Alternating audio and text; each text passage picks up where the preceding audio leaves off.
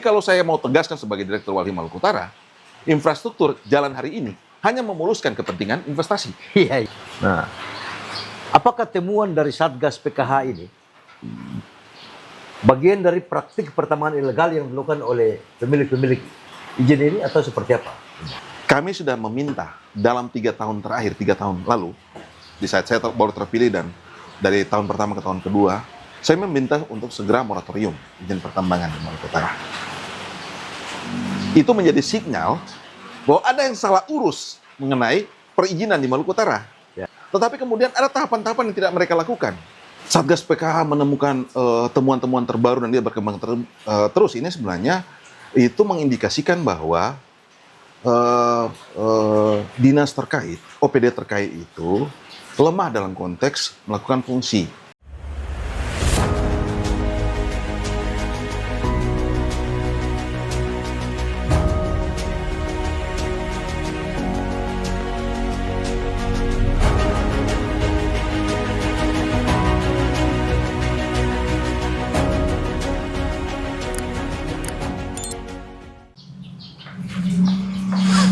Assalamualaikum warahmatullahi wabarakatuh.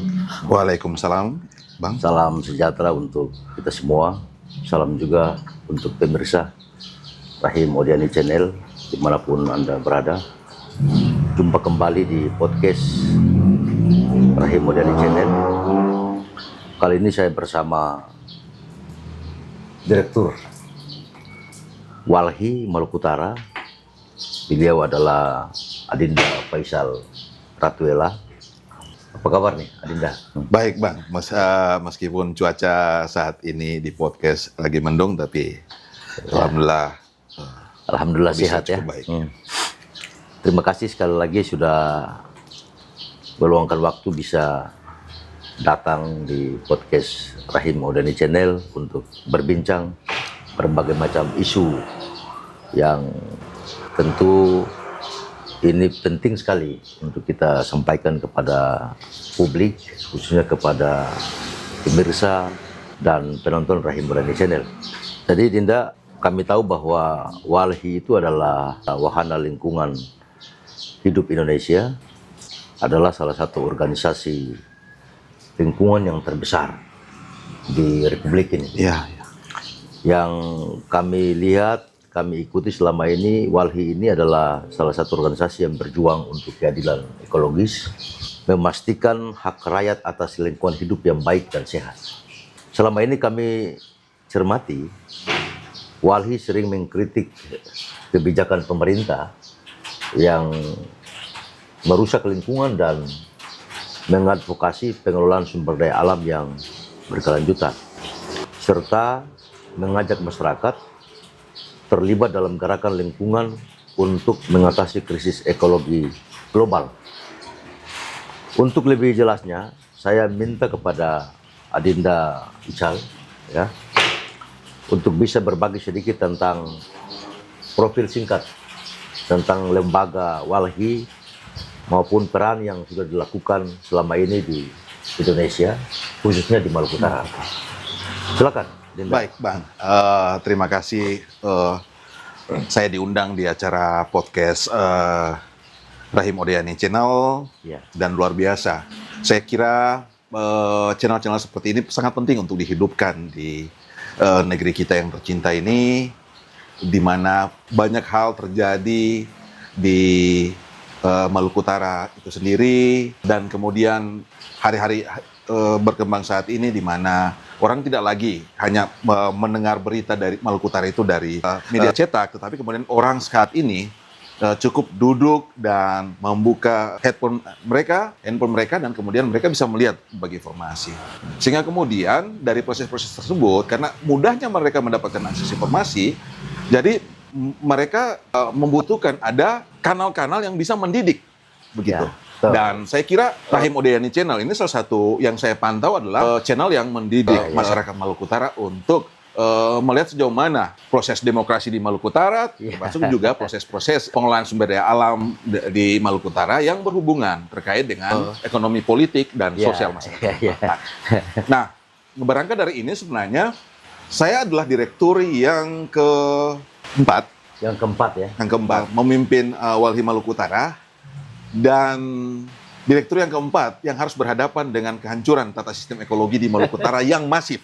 Kira-kira begitu, Bang. Jadi saya memang dituntut untuk kemudian harus ekstra jeli karena saat ini beban tanggung jawab sebagai anak negeri untuk penyelamatan ruang hidup dan ekologi di Maluku Utara ada di pundak saya. Saya tidak bilang bahwa konteks 3 direktur sebelumnya tidak mengerjakan ini. Sebenarnya ada catatan panjang.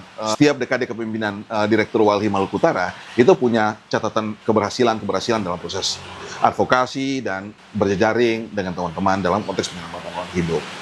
Nah, kondisi hari ini sebenarnya Walhi Maluku Utara dia agak unik dengan yang lainnya, di mana kenapa saya bilang dia unik? Karena Walhi Maluku Utara itu harus mengerjakan proses advokasi di 2 provinsi. Kira-kira begitu, Bang. Karena kenapa 2 provinsi? Ini adalah Provinsi Maluku Utara dan Maluku. Karena memang Walhi masih belum terbentuk di Maluku. Oh. Gitu. Dan saat ini sudah masuk dalam agenda untuk pembentukan Walhi Maluku. Jadi secara kelembagaan, Walhi itu khususnya di Maluku Utara, itu baru di Maluku Utara? Baru di Maluku Utara. Abang bayangkan bagaimana saya dan teman-teman staf serta 11 anggota lembaga berjibaku bicara penyelamatan ruang hidup di Maluku Utara. Tidak hanya di Maluku Utara, tetapi di Maluku. Di Maluku juga. Makanya memang tantangan hari ini, Walhi Maluku Utara selalu punya slogan penyelamatan pesisir laut dan pulau-pulau kecil. Iya. Karena konsepsi geografis di timur, khususnya Maluku Utara, dia basis kepulauan. Berarti bukan cuma bicara Walhi, bukan hanya bicara soal lingkungan yang ada di daratan, tetapi juga lingkungan yang ada di laut. Begitu, Bang. Sehingga kemudian ini mengantar kenapa sekaligus menyampaikan ke pemirsa Rahim Odayani Channel bahwa karena Maluku Utara basisnya kepulauan, maka itu bisa dilihat dari silakan teman-teman pemirsa melakukan searching di googling dan yang lain, bisa terlihat jelas bahwa kita ini lautannya lebih besar. Lautan ya. Ada sekitar 72%.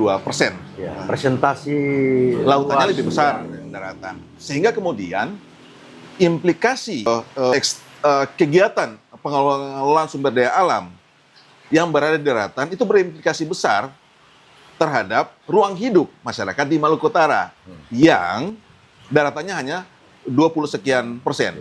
Kira-kira begitu, Bang. 26 sampai 27%. Ya. Nah, kita kemudian mengantar bahwa proses advokasi Walhi Maluku Utara saat ini bergerak di 3 wilayah yang saat ini masif pemberian izin ekstraksi sumber daya alam yang kami bisa bilang menjadikan fungsi bentangan alam lagi tidak mampu merecovery diri secara alami. Itu di Kabupaten Halmahera Selatan, fokusnya di Pulau Obi, yang kedua di Kabupaten Halmahera Tengah, dan kemudian di Halmahera Timur. Tantangan hari ini adalah sebagai pengantar diskusi ini, bahwa saat ini Maluku Utara diperhadapkan dengan krisis ekologi yang sangat luar biasa. Sebut saja, hampir Halmahera Tengah itu ada sekitar 60-an izin usaha pertambangan, dan satunya itu masuk kategori proyek strategis nasional yang menjadi karpet merah proses penghancuran tata sistem ekologi di Halmahera Tengah secara masif. Ya, Dinda, jadi kita akan masuk di situ. Saya ingin Dinda itu lebih menjelaskan sedikit tentang profil Walhi. Tadi sudah dijelaskan, ternyata Walhi itu satu lembaga yang fokus dan konsen terhadap isu-isu lingkungan ya. Dan secara kelembagaan, sebagaimana tadi yang disampaikan oleh Adinda Ical tadi, bahwa Walhi itu ternyata baru di Maluku Utara, di Malukunya belum. Nah, karena itu wilayah garapannya itu atau namanya wilayah kerja daripada Walhi Maluku Utara itu sampai ke Maluku. Saya kira. Nah, lalu secara struktural, Adik Ical ini adalah direktur yang keempat, yang tentu masing-masing direktur ketika mereka menjabat itu masing-masing punya tantangan tersendiri ya, gitu. Nah, Adik Ical ini ketua direktur Walhi yang keempat dan juga mengalami tantangan yang luar biasa saat ini ya. Nah, baik Adinda Ical, terima kasih atas penjelasan singkat tentang profil Walhi di Maluku Utara itu. Saya lanjut nih ya, Bung Daical. Jadi saya sedikit membaca baik di media sosial, di media cetak, dan beberapa literatur yang saya baca, bahwa berdasarkan data Global Forest Watch, ya, gitu. Jadi GFW ya, laju kehilangan hutan di Halmahera Tengah dan Halmahera Timur tergolong sangat tinggi. Pada tahun 2020, Halmahera Tengah itu memiliki sekitar 190.000 hektar hutan alami, atau sekitar 83% dari luas wilayahnya. Jadi hutan itu mendominasi luasan Halmahera Tengah, 83% dari luas Halmahera Tengah itu sendiri. Namun pada tahun 2024, wilayah Halmahera Tengah itu tercatat kehilangan 700 hektar hutan alami yang setara dengan 560.000 ton emisi CO2. Sementara di Halmahera Timur pada tahun 2020 memiliki sekitar 540.000 hektar hutan alami atau 84% dari luas wilayah. Dia lebih tinggi nih. Dia lebih tinggi, kelebihannya 1% dari Halmahera Tengah. Kalau Halmahera Tengah 83% hutan alami, Halmahera Timur itu 84% hutan alami dari wilayahnya. Nah, pada tahun 2024, Halmahera Timur kehilangan hutan mencapai 970 hektar. Jadi kehilangan hutan itu lebih tinggi juga. Kalau Halmahera Tengah itu sekitar 540.000 hektar, Halmahera Timur itu 970 hektar dengan emisi karbon sekitar 810.000 ton CO2. Nah, kira-kira apa yang menyebabkan laju kehilangan hutan di Halmahera Tengah dan Halmahera Timur ini? Apakah karena izin pertambangan, ataukah karena izin perkebunan, maupun karena kepentingan infrastruktur pembangunan yang dilakukan oleh pemerintah? Jadi kehilangan hutan yang ada di Halmahera Tengah maupun Halmahera Timur ini, ya, karena ada 3 hal nih. Pertama, karena kepentingan perizinan pertambangan yang sangat masif, atau yang kedua, karena ada kepentingan perkebunan, atau yang ketiga, karena kepentingan pembangunan infrastruktur. Adi Fajar, silakan. Ya. Oh ya, itu yang saya mau sampaikan tadi sebenarnya mengantar dari proses yang di awal, ya, di mana daratan Maluku Utara ini kan sebenarnya kecil. Dan ketika dia kecil, fungsi ekosistem ekologisnya itu dia unik dan dia rentan. Begitu, Bang. Kenapa saya bilang dia unik dan rentan? Pertama, satu, dia punya biodiversity daratannya. Halmahera Tengah punya Semioptera wallace atau bidadari Halmahera. Ya. Tentunya keanekaragaman hayati atau biodiversity ini ada ketika hutannya masih hutan tropis. Ya. Nah, dari situ ada 3 hal tadi yang Abang bilang ke saya, menyampaikan untuk melihat apakah deforestasi yang terjadi di Maluku Utara, terutama di Kabupaten Halmahera Tengah dan Halmahera Timur. Menurut data Global Forest Watch, ada tren naik dari tahun 2010-an itu trennya naik terus.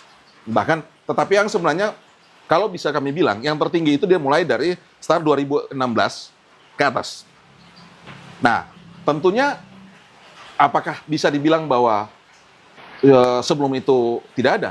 Sebelum itu ada. Karena Maluku Utara dikenal awal, sebelum ada industri ekstraktif, itu ada industri kehutanan. Ya. Ada IU PHK yang banyak di Maluku Utara. Dan beberapa catatan Walhi Maluku Utara, bekas IU PHK itu adalah kemudian dia beralih statusnya dari hutan, kemudian dia berlari ke industri pertambangan. Nah, inilah yang kemudian menyebabkan akumulasi perubahan bentangan alam sehingga mengakibatkan deforestasi jadi tinggi. Ini berarti saya bisa bilang bahwa aktivitas pertambangan lah yang kemudian menjadi proses naiknya deforestasi di daratan di Maluku Utara. Ya, jadi berarti penggunaan lahan penggunaan hutan itu karena sektor pertambangan yang mendominasi ya. Tuh. Bila dibandingkan dengan perkebunan dan kepentingan infrastruktur. Karena skala bahwa ada sama naik, tetapi skala yang lebih masif itu terlihat dari industri pertambangan. Pertambangan. Gitu. Ya. Nah, ini yang kemudian terlihat. Dan kenapa Global Forest kemudian melihat itu tinggi?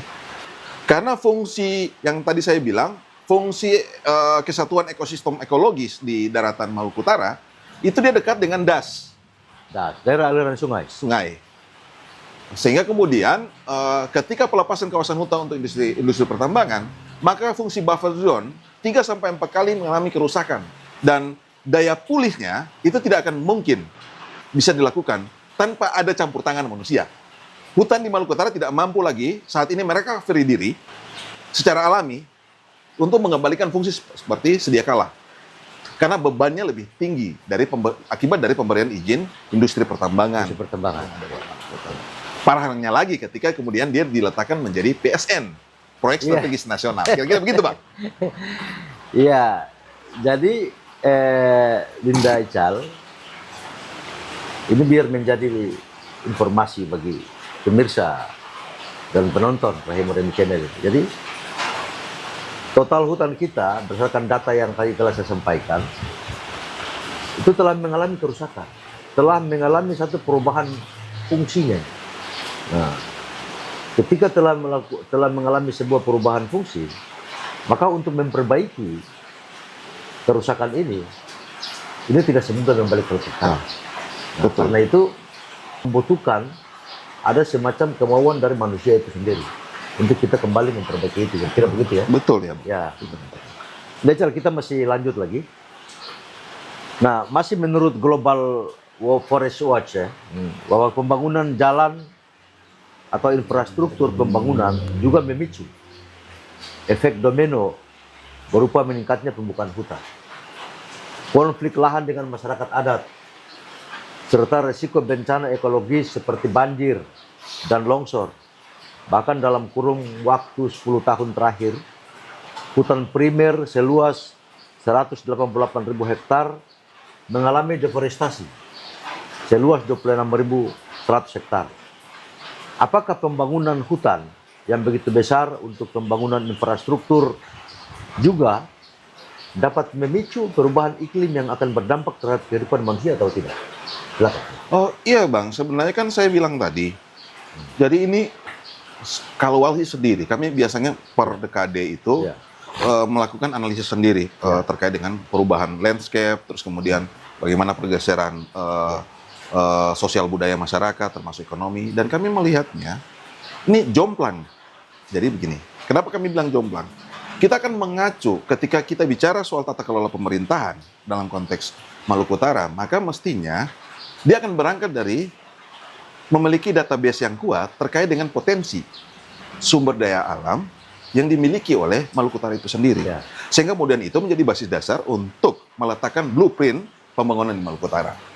Nah, tetapi kemudian hari ini justru sejarah masa lalu sampai hari ini itu tidak bisa kemudian dihilangkan, di mana Maluku Utara ini kaya dengan potensi sumber daya alam di sektor perkebunan, di mana kita punya sejarah panjang tentang pala dan cengkeh, kita punya sejarah panjang tentang kelapa, kita punya sejarah panjang tentang coklat, dan banyak tanaman hortikultura yang lain. Di lautnya kita punya catatan panjang tentang potensi perikanan yang mampu menghidupi orang, mampu menaikkan haji orang. Sebut saja Teluk Kau.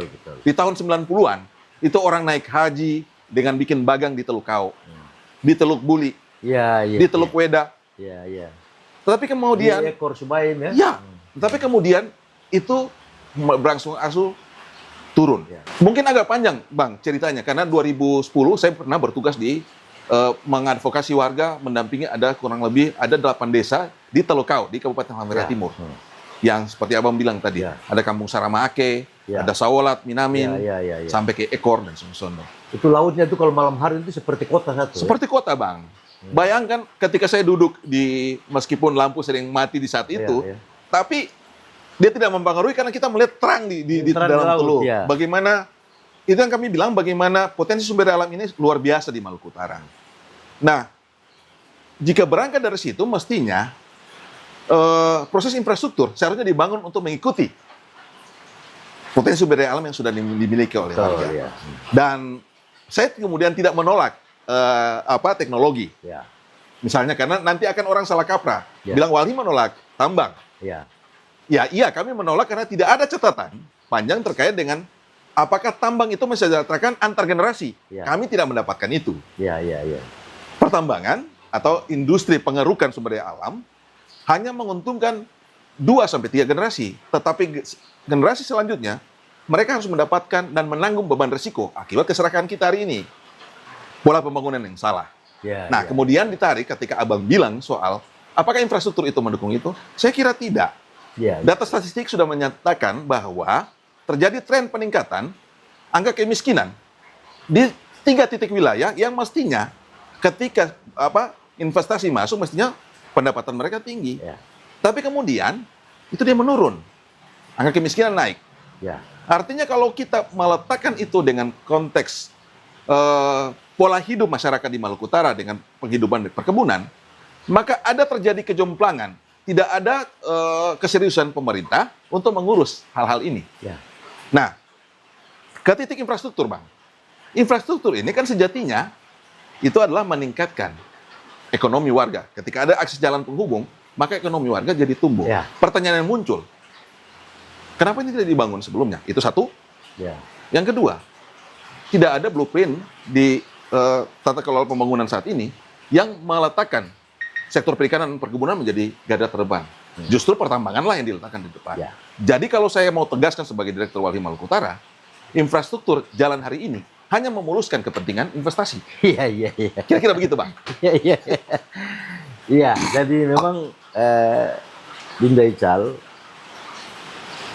kita sudah, menurut saya, kita sudah salah dalam merancang satu pembangunan daerah. Karena euforia tambangan ini muncul yang mendominasi sehingga menutupi semua masyarakat kita yang dulunya itu mampu mengelola sumber daya alam ke lautan. Tadi yang disinggung di Subaib misalnya ya, di Wedan, Ya. lalu kemudian di Maba. Itu kalau di malam hari itu seperti kota besar di atas laut tuh. Bagaimana lampunya itu terang luar biasa. Tapi kemudian hari-hari ini itu dia sudah mulai redup. Lampu yang kemarin terang ya, begitu. Hari ini dia redup. Dia berpindah, Bang. Dia berpindah ke daratan. Dia berpindah ke daratan, ya. Begitu dia berpindah Ke tengah hutan. Berpindah ke daratan. Yang di laut tadi dia berpindah ke daratan. Nah, karena itu ini memerlukan satu recovery ya. Ya. Recovery yang memang tidak gampang, tidak mudah ini seperti ini. Nah, tetapi memang Dinda Ical, sekali lagi kita ini hidup dalam konteks berbangsa bernegara. Ya. Nah, siapapun dia yang menjadi pemimpin daerah, dia tidak akan berdaya dengan sistem yang berlaku di bangsa ini, di negara ini. Memang soal sektor pertambangan ini di tahun 2008 sampai kurang lebih 2012 kalau tidak salah itu, kewenangan itu ada di daerah. Gitu. Izin pertambangan ini, IOP itu. Tetapi pasca itu, ini terjadi pergeseran nih. Dari daerah, kabupaten dan kota, dia bergeser ke provinsi, lalu kemudian provinsi, dia bergeser lagi ke pemerintah pusat. Bahkan sektor pertambangan ini dijadikan sebagai proyek strategi nasional. Nah ini lebih buat daerah ini tidak berdaya. Kita harus ngikut gitu. Karena itu saya kira menjadi tanggung jawab bersama agar tata kelola ini bisa dimanfaatkan untuk ya sebesar-besarnya untuk kemakmuran rakyat gitu ya. Oke, Dinda, saya lanjut lagi nih. Pada bulan September tahun 2025 yang lalu kemarin ya, Satgas PKH itu melakukan kunjungan kerja ke Maluku Utara, khususnya di Halmahera Tengah dan di Halmahera Timur. Mereka berkunjung di kawasan industri biji nikel Indonesia Wedabai Industrial Park, IWIP, menemukan penggunaan lahan seluas 148,25 hektar. Diduga tanpa izin resmi dari Kementerian Kehutanan. Berarti ini yang punya hubungan dengan IPPKH. Ya. Gitu. Dari Kementerian Kehutanan. Selain PT Wedabai Nikel, ada juga beberapa IUP kecil seperti PT Karya Wijaya. Lagi-lagi Satgas menemukan pelanggaran yang sama, penggunaan kawasan hutan yang tidak mendapat izin IPPKH dari Kementerian Kehutanan. Sehingga perusahaan ini itu dikenakan denda. Kalau PT Wedabai Nikel itu kalau saya tidak salah itu kurang lebih 2,4 triliun. Ya. Ya. Lalu PT Karya Wijaya itu ada kurang lebih 500 miliar. Nah, apakah temuan dari Satgas PKH ini bagian dari praktik pertambangan ilegal yang dilakukan oleh pemilik-pemilik izin ini atau seperti apa? Iya Bang. Kayaknya cuaca ini hujan, tapi diskusi ini membuat dia tetap hangat. Ya, jadi sebenarnya kalau pemirsa Rahim Odayani Channel dan Abang sendiri melakukan tracking terhadap proses advokasi dan kampanye Walhi Maluku Utara, kami sudah meminta dalam 3 tahun terakhir, 3 tahun lalu, di saat saya baru terpilih dan dari tahun pertama ke tahun kedua, saya meminta untuk segera moratorium izin pertambangan di Maluku Utara. Itu menjadi sinyal bahwa ada yang salah urus mengenai perizinan di Maluku Utara. Ya. Kenapa begitu, Bang? Satu, kita akan memulai dari proses tidak bisa dibilang kesalahan Provinsi Maluku Utara dan tidak juga bisa dibilang kesalahan. Tapi saya melihat ada sistem tata kelola pemerintahan dan penyiapan database yang tidak dikelola secara baik. Misalnya begini, Bang. Hampir kami temukan, Walhi Maluku Utara sendiri menemukan ada penetapan status kawasan hutan di dalam kebun warga. Nah. Dan itu hampir merata dari utara ke selatan, timur ke barat di Pulau Halmahera. Dan saya ketemu dengan orang-orang balai BPSKL bersama teman-teman kehutanan provinsi dan Polhut itu melakukan inventarisasi kawasan, tetapi kemudian ada tahapan-tahapan yang tidak mereka lakukan. Apa salah satunya misalnya duduk bersama dengan warga karena wargalah yang paling tahu terkait dengan wilayah mereka. Ya. Nah, ini tidak dilakukan. Saya kira saat ini mestinya kemudian proses inventarisasi kawasan itu harus dilakukan sedetail mungkin sehingga menghindari pembebanan pemberian izin yang kemudian berdampak terhadap kondisi deforestasi dan degradasi hutan. Nah, tetapi karena proses ini tidak dilakukan secara baik dan benar, kemudian kewenangan itu beralih ke nasional dan semakin membuat kacau, ya bisa saya bilang kacau bagaimana tata kelola industri kehutanan, industri pertambangan akibat dari salah urus di konteks database itu sendiri. Nah, kita kembali ke proses yang tadi misalnya. Satgas PKH menemukan temuan-temuan terbaru dan dia berkembang terus. Ini sebenarnya itu mengindikasikan bahwa dinas terkait, OPD terkait itu lemah dalam konteks melakukan fungsi. Dinas lingkungan di daerah ya? Ya, kenapa begitu Bang? Karena meskipun kewenangan di pusat, ini yang kadang saya juga secara pribadi tidak kurang masuk di akal ketika mereka berdalih bahwa kewenangan itu di pusat. Padahal rekomendasi, Ya. proses rekomendasi itu masih melekat di provinsi, baik oleh gubernur sebagai penguasa wilayah ini, ya tidak bisa dibilang penguasa, penanggung jawab terhadap Provinsi Maluku Utara. Yang kedua OPD terkait, Dinas Lingkungan Hidup dan Dinas Kehutanan, serta Dinas SDM. Ya. Nah, kami melihat bahwa karena ketidakmampuan menyediakan data terkait dengan kawasan hutan secara baik dan benar, dan itu berimplikasi terhadap pemberian izin. Begini Bang, setiap pemberian izin pinjam pakai kawasan hutan, ada prosedur-prosedur yang mestinya itu harus ditaati. Dia tidak serta-merta itu kemudian dilepaskan ke wilayah pertambangan. Karena dia ketika hadirnya sebuah industri pertambangan, dia berimplikasi terhadap perubahan bentangan alam. Ya. Dia menurunkan fungsi ekosistem. Perubahan fungsi. Ya, makanya dua OPD ini, Dinas Lingkungan Hidup dan Dinas Kehutanan, sangat berperan penting mengeluarkan rekomendasi dan memberikan rekomendasi penghentian. Karena mereka lah perpanjangan negara yang ada di wilayah di mana investasi itu berada. Nah, kira-kira begitu, Bang. Nah, ketika prosedur perizinan salah satunya, seingat saya dalam Undang-Undang 41 Kehutanan, aspek prosedur yang penting untuk dilihat adalah misalnya daerah aliran sungai, terus kemudian aspek kehatinya. Karena aspek keanekaragaman hayati, terus kemudian ekosistem esensial, terus kemudian daerah penyangganya, termasuk juga daerah aliran sungai, itu menjadi variabel penting. Tetapi kami menemukan ini tidak dilihat dalam konteks pemberian izin.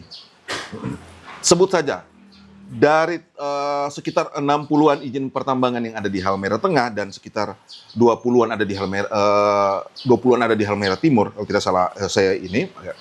Nah, semua wilayah-wilayah ini melibas daerah-daerah yang memiliki biodiversity tinggi dan dia menjadi wilayah penyangga buffer zone di wilayah pesisir dan dia melabrak daerah aliran sungai yang dalam Undang-Undang 41 Kehutanan wilayah-wilayah rentan, salah satunya DAS itu dia harus diperhitungkan kehati-hatiannya dan kami temukan di proses pemberian izin tidak memperhitungkan aspek-aspek tersebut.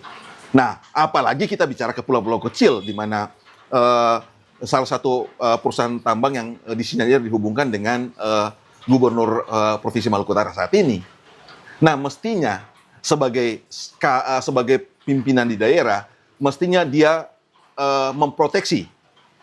Dia punya perangkat sistem yang bisa melihat proses-proses investasi, penata batasan izin investasi. Nah, dia punya kewenangan itu untuk merekomendasikan itu. Ya. Tetapi hari ini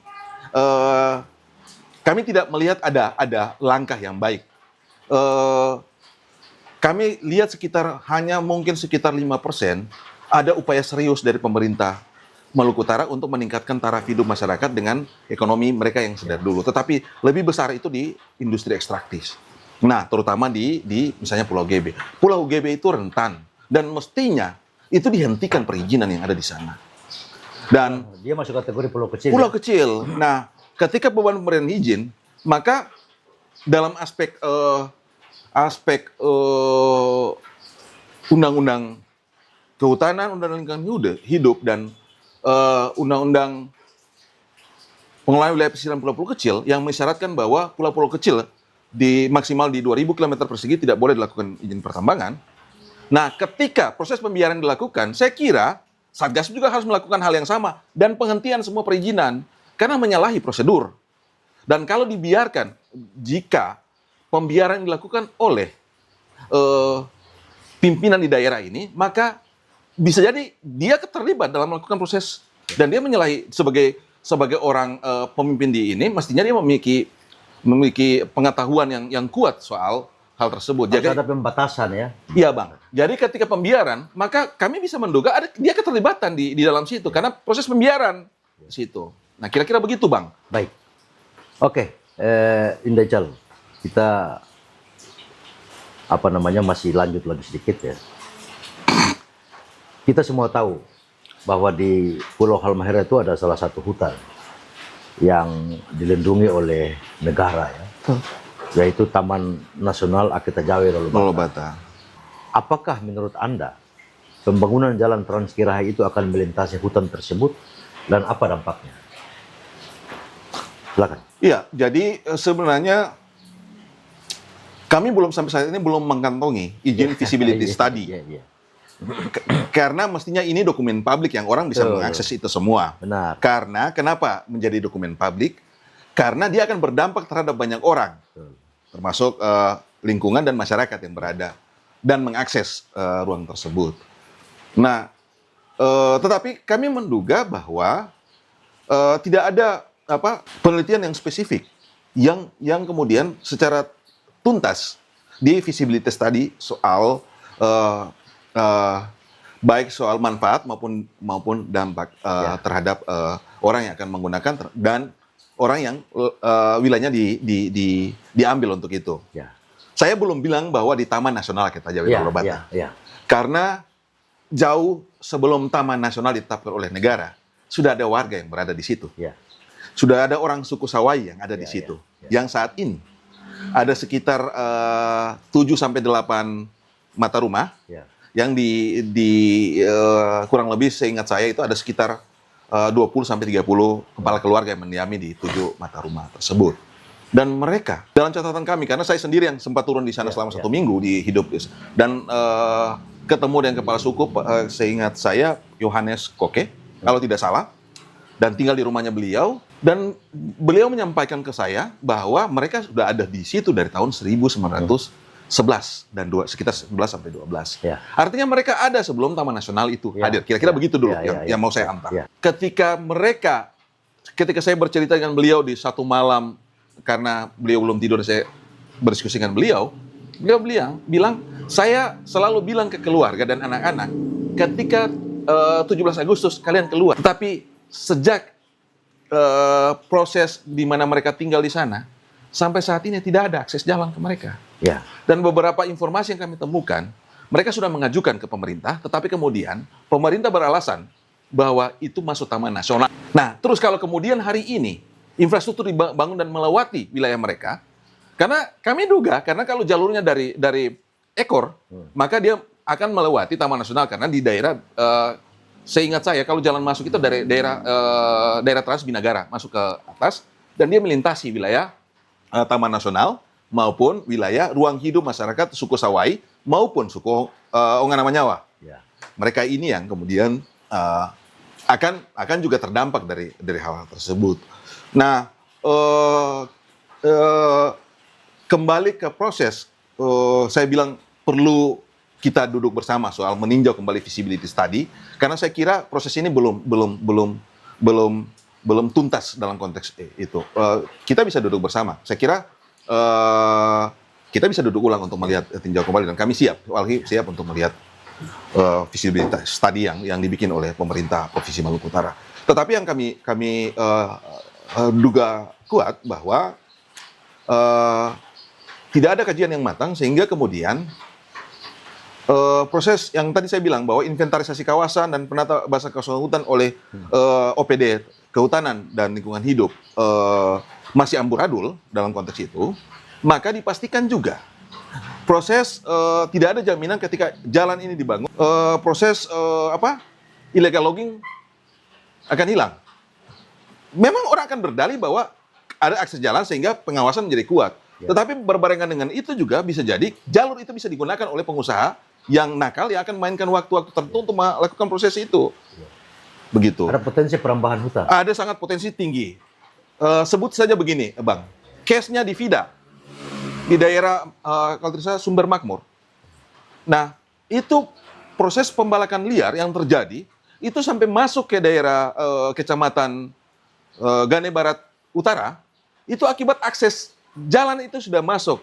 Dan ketika satu orang kepala desa di sana melaporkan ke kami, dia bilang karena salah satunya adalah akses jalan yang masuk itu membuat orang mudah untuk kemudian melakukan proses pembalakan.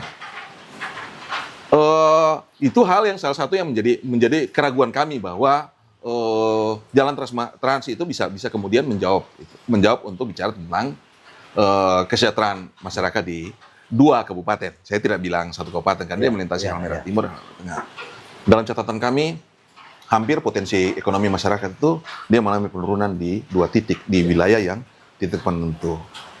Nah, kalau jalan dibangun, sementara degradasi hutan cukup tinggi, produktivitas kelapa dan pala serta cengkeh yang ada di wilayah 2 wilayah tersebut mengalami penurunan. Terus apa yang mau kemudian bicara soal peningkatan kesejahteraan? Kira-kira begitu, Bang. Itu hal sederhana yang saya bilang. Kita belum bicara pada basis data di konteks ini. Kita masih menduga-duga ya. Kami menduga, tapi indikasinya kuat. Indikasinya kuat, ya. Jadi dugaan yang mengindikasikannya bahwa ini mudaratnya akan lebih besar. Betul. Jadi memang ada satu, saya mencoba menyampaikan satu ilustrasi saja bahwa Taman Nasional itu satu-satunya, menurut saya dalam pandangan saya, Taman Nasional itu dia salah satu hutan yang hari ini menjadi paru-paru Ya, ya. bagi kita. Ya. Salah satu hutan yang melindungi erosi dan berdampak terhadap banjir. Nah, kalau jalan ini dibuka, maka ini membuka akses bagi siapa saja untuk lebih gampang, lebih dekat untuk melakukan kerusakan, merambah hutan, yaitu illegal logging dan seterusnya. Ini akan terjadi. Karena itu ya kita sebagai masyarakat kita lebih pada aspek memberikan saran pendapat. Betul. Tetapi kalau itu sudah dilakukan ya kita mau bagaimana kan begitu.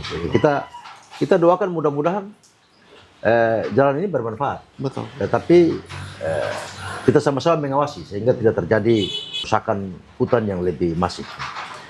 Oke, Dinda, terakhir ini. Baru-baru ini kita disuguhkan dengan satu peristiwa alam yang sangat memilukan, di mana peristiwa itu mengakibatkan ribuan orang kehilangan nyawa dan ratusan orang belum ditemukan. Mereka kehilangan tempat tinggal akibat dari bencana banjir yang melanda Aceh, Sumatera Utara, dan Sumatera Barat. Peristiwa ini boleh dikatakan sebagai bencana alam, bencana ekologis akibat dari ulah tangan manusia itu sendiri. Tentu dengan peristiwa ini pemerintah maupun kita semua harus mengintrospeksi diri agar dalam membuat kebijakan harus lebih berhati-hati. Jangan karena di satu sisi kita mau mengejar pertumbuhan ekonomi, tapi dari aspek lingkungan selalu kita abaikan. Bagaimana Anda melihat ini dalam konteks Maluku Utara? Jadi kan sebenarnya begini, Bang. Kejadian di Sumatera dan Aceh itu sebenarnya malah menjadi warning, alarm bagi Maluku Utara yang basisnya provinsi kepulauan, yang daratannya lebih kecil. Anda bayangkan, Bang, ketika Sumatera yang besar itu ketika kami sebut bencana ekologis, Walhi sebut bencana ekologis, banjir meluluh lantakan kampung dan pemukiman, bagaimana gelondongan kayu dan ini keluar dari hutan. Nah, itu bukan pertambangan ya? Bukan pertambangan. Beberapa ada izin tambangnya dan perkebunan sawit, dan ada kurang lebih 22 perusahaan yang dicabut. Nah, ini menjadi warning sebenarnya, karena di daerah yang terjadi banjir Sumatera, di Sumatera Utara, Barat, dan Aceh. Ini dan temuan oleh negara terkait dengan salah satu penyebabnya adalah investasi yang beraktivitas di wilayah tersebut. Nah, ini menjadi catatan penting bagi Maluku Utara. Apakah ini nanti akan sama? Saya kira dengan kejadian dari mulai ketika penetapan status PSN di tahun 2018 oleh Kemenko Marves yang saat itu Luhut menjabati sebagai Kemenko Marves, dan masifnya kemudian proses pemberian izin dan perluasan kawasan industri, kemudian izin-izin baru muncul, saya kira warning untuk Maluku Utara sudah ada. Intensitas hujan di Halmahera Tengah di penghujung Juni sampai Agustus. Di Halmahera Tengah banjir itu, bencana ekologis banjir itu kemudian menyerang desa Lelilef dan kemudian desa Lukolamo serta desa Trans. Ada tiga desa yang ada di Transkobe itu sendiri. Ini yang kemudian mengakibatkan proses penurunan daya dukung dan daya tampung lingkungan. Kenapa saya Undang-Undang 41 mengisyaratkan, mengunci dia bahwa untuk memberikan izin harus jeli melihat karakteristik dari wilayah tersebut. Daerah-daerah yang kemudian berisiko tinggi ketika terjadi pelepasan secara masif kawasan hutan, maka daerah ketika terjadi hujan dan intensitas tinggi, daerah-daerah penyangga itu tidak lagi berfungsi. Nah, ini yang terjadi dan sudah terjadi di Halmahera Tengah dan sudah terjadi di Obi. Apakah ini harus kita tunggu ketika warga? Kalau kemarin itu baru, kalau tercatat kami ada 1 orang yang meninggal. Kemudian dia meninggal meskipun tidak karena dampak, tapi karena tertutup aksesnya sehingga dia susah untuk keluar dan dia meninggal di perjalanan. Apakah harus menunggu sampai terjadi korban jiwa, baru kemudian ini penghentian? Karena dari data analisis Walhi Maluku Utara soal sangat mungkin bencana ekologis banjir akan meluluhlantakkan Halmahera Tengah dan Obi. Pokoknya di Halmahera Tengah, Halmahera Timur itu sangat kuat.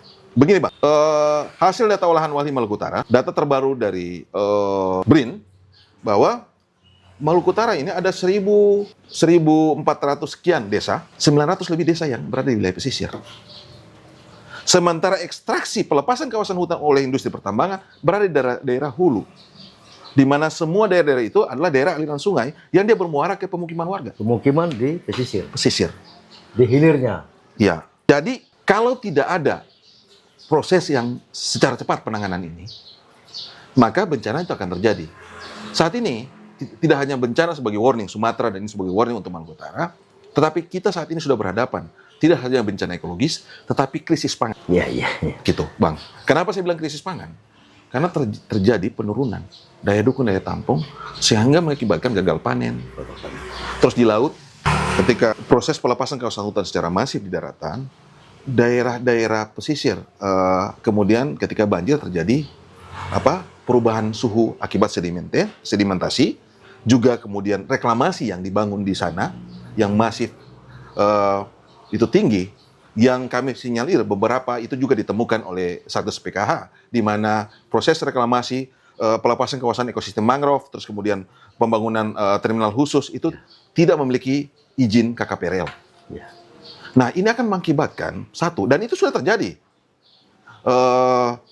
Bagaimana wilayah tangkap nelayan itu menjadi menjauh, artinya pangannya menjadi terganggu. Orang yang dulunya setiap hari, kita orang pesisir di Maluku Utara setiap hari makan ikan, dia harus menjauh. Dan ketika mereka menangkap ikan, nelayan menangkap ikan jauh, maka harga ikan menjadi mahal. Sementara tidak semua orang Maluku Utara bisa bekerja di perusahaan tambang. Nah, itu situasi yang mengantar bahwa yang kita hadapi di depan adalah bencana ekologis banjir akan semakin sering melanda Maluku Utara, terutama di wilayah-wilayah yang saat ini beban pemberian izin sangat tinggi. Makanya memang kenapa Walhi Maluku Utara itu meminta secara tegas dalam setiap aktivitas, dan kami mendorong itu tidak di Maluku Utara saja tapi di level nasional, segera proses moratorium itu dilakukan di Maluku Utara dan penghentian pemberian izin baru, karena kami tidak mau warga Maluku Utara itu menanggung beban dari kami sebut solusi palsu dari transisi energi. Begitu, Bang. Iya. Baik, terima kasih Dinda Ical, banyak sekali ya pengetahuan, banyak sekali informasi yang disampaikan oleh Dinda Ical dari hasil temuan lapangan yang dilakukan oleh Walhi Maluku Utara. Sekali lagi saya menyampaikan terima kasih atas kesediaan waktu bisa berbagi informasi dan pengalaman di podcast Rahim Odayani Channel. Semoga ini bisa menjadi informasi dan pengetahuan bagi kita semua, khususnya pemirsa dan penonton Rahim Odayani Channel. Sekali lagi terima kasih kepada sahabat Rahim Odayani Channel yang telah mengikuti dan menonton acara ini. Billahi taufiq wal hidayah. Assalamualaikum warahmatullahi wabarakatuh. Waalaikumsalam warahmatullahi wabarakatuh.